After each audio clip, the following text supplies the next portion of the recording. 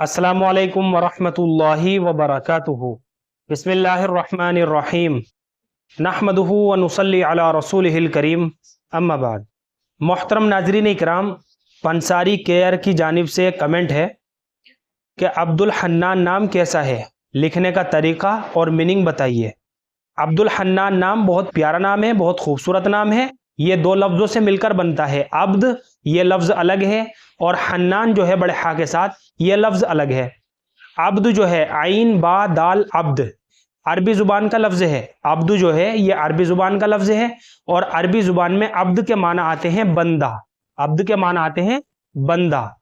और हन्नान जो है बड़े हा के साथ, बड़ा हा नून अलिफ और आखिर में नून, बड़े हा के ऊपर ज़बर के साथ और नून के ऊपर तशदीद के साथ, हन्नान। और इंग्लिश में जो है ना, इसे डबल एन के साथ लिखेंगे। सबसे पहले एच आएगा, उसके बाद ए आएगा, उसके बाद जो है डबल एन आएगा, फिर ए आएगा और आखिर में एन आएगा। हन्नान ये इसकी जो है इंग्लिश में स्पेलिंग है।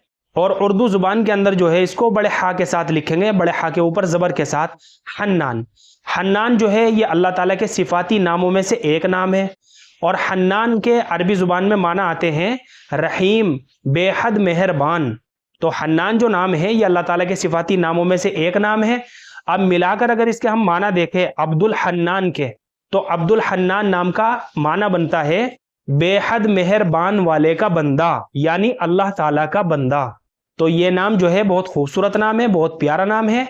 और नेक फाली के तौर पर इंशाअल्लाह इस नाम के असरात बच्चे की ज़िंदगी के ऊपर भी पड़ेंगे। तो ये नाम जो है बच्चे का बिला डाउट और बिला तरद्दुद हम रख सकते हैं। इसमें किसी भी तरह की कोई हरज की बात नहीं है, कोई ख़राबी नहीं है। हमें अपने बच्चों के ऐसे ही नाम रखने चाहिए, क्योंकि अच्छे नामों का बच्चे के ऊपर अच्छा असर होता है और बुरे नामों का बुरा असर होता है।